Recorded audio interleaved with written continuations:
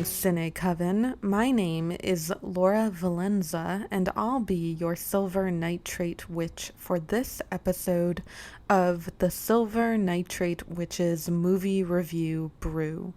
We are interrupting our educational theme to bring you an important message honoring the life and legacy of actor Robert Redford, who passed away earlier this week. Considering that part of Redford's legacy was establishing the Sundance Film Festival, which supports and champions indie filmmaking, it's only right to pay tribute by discussing the festival's namesake, Butch Cassidy and the Sundance Kid.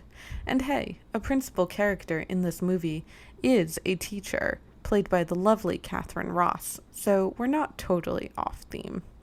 Also, I have found ourselves another enemy of the pod, and this time that enemy comes in the form of someone I admire, but we'll get back to that. Here's what you need to know about Butch Cassidy and the Sundance Kid.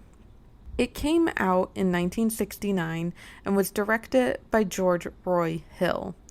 It stars Paul Newman as Cassidy and Robert Redford as Sundance. A few years after Butch Cassidy's release, George Roy Hill directed Newman and Redford again in the 1973 movie The Sting. I would also like to note that Hill directed one of my other all-time faves, the 1988 Chevy Chase comedy Funny Farm. Comment if you think Belle and I should do a whole season on city slickers in the country. Back to Butch Cassidy and the Sundance Kid, which follows the almost, sort of, kinda, probably not really true story of the two outlaws who led the hole-in-the-wall gang and robbed banks and trains out in the Wild West. The story takes place at the end of an era, the end of the Wild Wild West, if it ever really existed, when Butch and Sundance are plagued by the law that seems to be constantly gaining on them.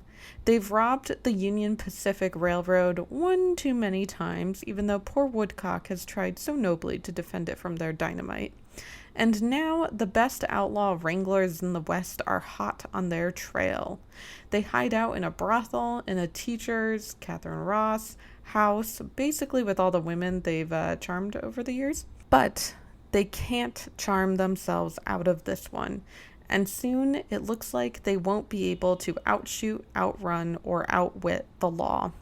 I'll take a moment to note, too, that specifically the one percenter who owns the railroad who has sicked his bounty hunters on Butch and Sundance, so yes, they are violent criminals, but there's also a sort of righteous fight against the controlling class here that makes for an appealing backstory. So, Butch, whom the oft-silent Sundance likes to tell, you just keep thinking, has the brilliant idea of fleeing the country altogether and heading to Bolivia. Catherine Ross comes with them for the thrill of it, but when things take a dark turn, it becomes clear that their wild days are numbered, and she says her goodbyes so she can always remember them as the free spirits they were at their peak. And so that we, too, can always remember them as free and wild. The ultimate gunfight that takes their lives happens only in sound, the two of them frozen in heroic poses, guns blazing. It's an iconic tactic for ending a movie that I'm sure inspired the epic ending of Thelma and Louise decades later. What makes this conclusion iconic is that the movie has had us charmed and laughing with Butch and Sundance the whole time. So by the time we hit the tragic ending, we feel like we've lost our own two best friends. If you couldn't tell already, Butch Cassidy and the Sundance Kid is a Western. But it's not your conservative 1950s housewife Western, like John Wayne. Newman and Redford's chemistry challenges gender stereotypes, allowing the camera to make an honest investigation into friendship and affection between two men in a way that challenged the lone, silent macho type often associated with the Western. Catherine Ross's character basically admits that being a bad girl with Butch and Sundance is the only good thing in her life. And maybe associating with bank robbers is not like the top feminist advice. There's something satisfying about her independent character that cares nothing for social mores or reputations. I also already mentioned how the movie is one big FU to the railroad tycoon. So there's that. And then it's also just so stylish. It's witty and charming and as fun as it's funny. It takes comedy and seamlessly turns it tragic in a cathartic way that would make Aristotle proud. The violence of this film isn't senseless, and the characters' deaths are not meaningless, yet at the same time it draws attention to the senseless and meaningless violence of our world in a heartbreaking way. Martin Chilton of The Independent recently published an article called Butch Cassidy and the Sundance Kid, How Robert Redford and Paul Newman Captured Hollywood's Greatest Outlaws. Chilton wrote, quote, "It was a difficult time to sell a story about two renegade robbers. By the late 1960s, the Western was considered to be a genre in decline," end quote. Butch Cassidy and the Sundance Kid proved what you could do with a genre when you let that genre break out of the mold. I mean, without Butch Cassidy and the Sundance Kid, would Blazing Saddles have even been possible a few years later in 1974? I have some fun facts about Butch Cassidy and the Sundance Kid. First of all, it almost would not have been a good tribute to Robert Redford because he was actually the third choice to play Sundance. Newman, already a big star, was always set to play Butch, but the first person asked to play Sundance was Jack Lemmon. I was once asked to define what woman means to me, and I said that as a film critic, it means the vamp, the femme fatale, and Jack Lemmon from Some Like It Hot. So Lemmon didn't ultimately take the part, and maybe that's for the best. And then after that, Steve McQueen was asked to play it before Redford was finally given the chance. And in other casting news, I believe Butch Cassidy and the Sundance Kid was Sam Elliott's first credited feature film role. He's one of the card players in the sepia-toned opening scene. If I remember correctly, I don't think he had grown his mustache yet, so he might be hard to pick out. This movie was not easy to get made. Screenwriter William Goldman, as quoted in The Independent, said, quote, "Every studio but one rejected it. One studio head said, 'Well, I'll buy it if they don't go to South America.' I said, 'But they went there.' He said, 'I don't give a shit. All I know is John Wayne don't run away.'" End quote. So I guess we can add un-American to the list of ways Butch and Sundance challenged the Western genre. Things didn't get easier for Butch and Sundance once the movie was made. Although popular with the public, it was apparently reviled by critics, and one of those critics is today's nemesis of the podcast. Pauline Kael was one of the few women who have really made it big as film critics, and she wrote for The New Yorker from the late 1960s through the 1990s. I think till 1991, so not totally through the 90s, but you know. That's not only incredible considering the duration and the prestige. Just think about how she saw the evolution of film, starting with the late 60s upset, the 70s glory days, then the 80s materialism, and into the final decade of the 20th century. Insightful as she was, she deftly expressed these historical shifts in her writing as they were happening. Here's a quote from the article that included her review of Butch and Sundance. Quote, "One can't just take the new cult movies head on and relax because they're too confused." We're going to skip ahead a little bit. This transition into the 70s is maybe the most interesting as well as the most confusing period in American movie history.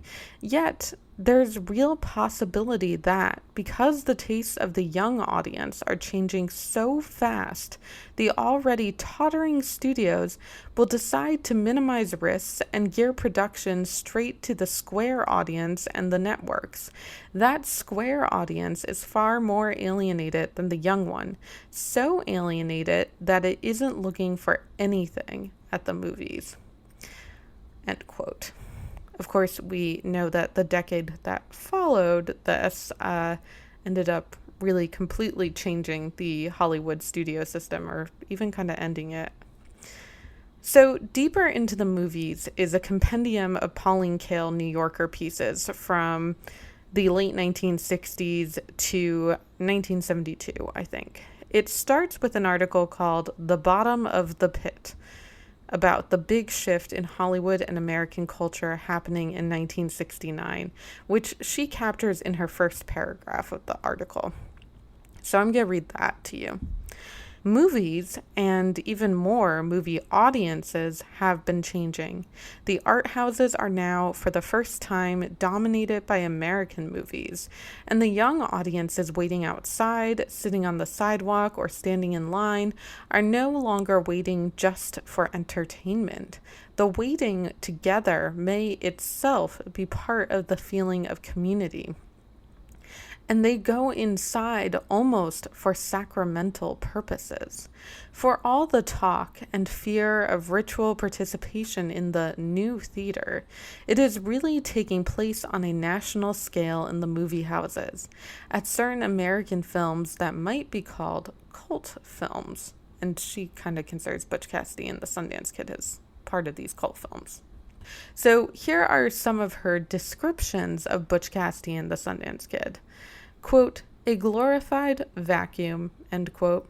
It made her, quote, depressed, end quote, and, quote, offended, end quote. It rings false, facetious, embarrassing. It isn't witty and it isn't dramatic. All throwaways. Damned waggishness. I don't even remember what that was referring to, but if you have an opportunity to use the word waggishness, why not? Ouchiest of all of her complaints, though she was speaking generically in this case, she clearly meant like Butch Cassidy and the Sundance Kid.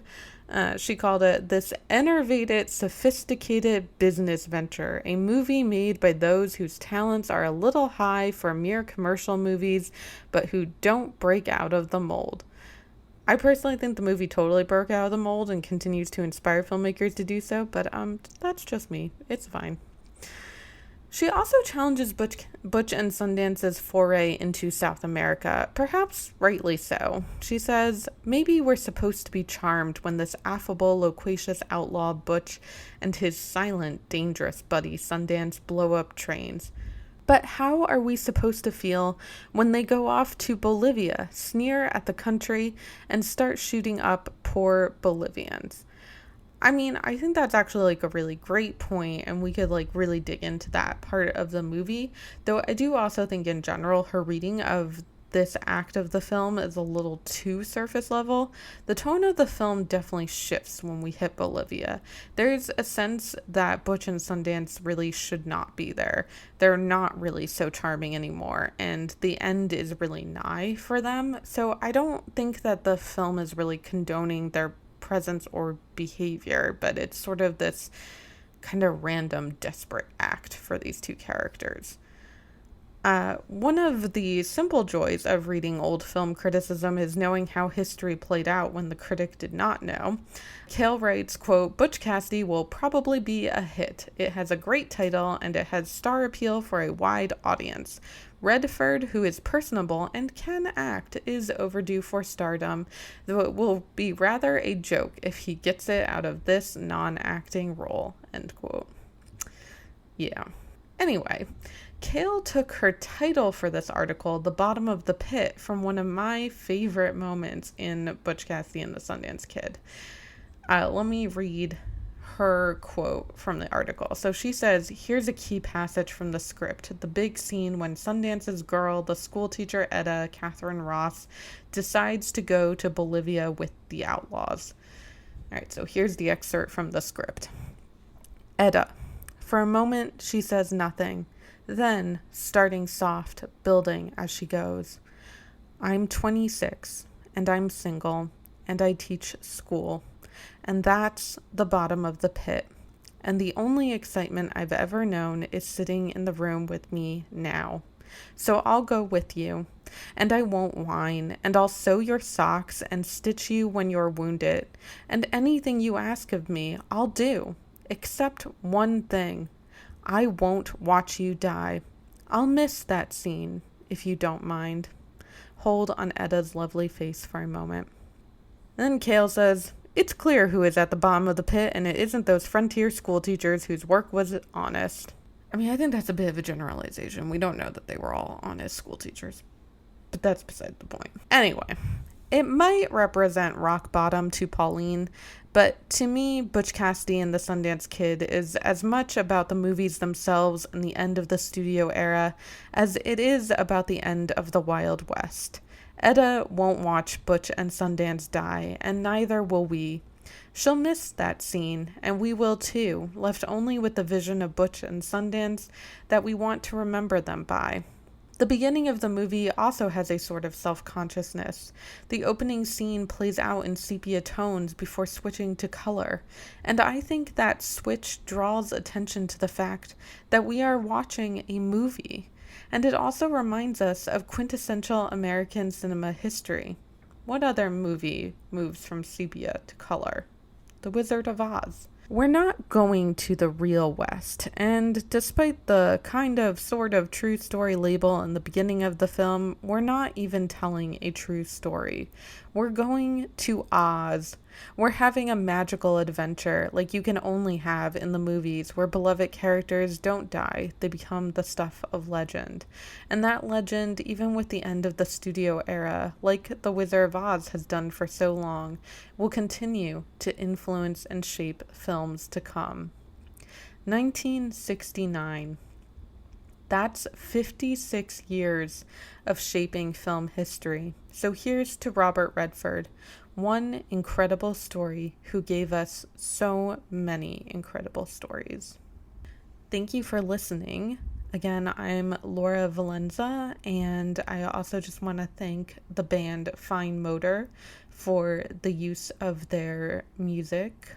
You can learn more about the band on their website, finemotormusic.com. Keep watching movies and stay witchy. Nope, I got that backwards. Stay witchy and keep watching movies.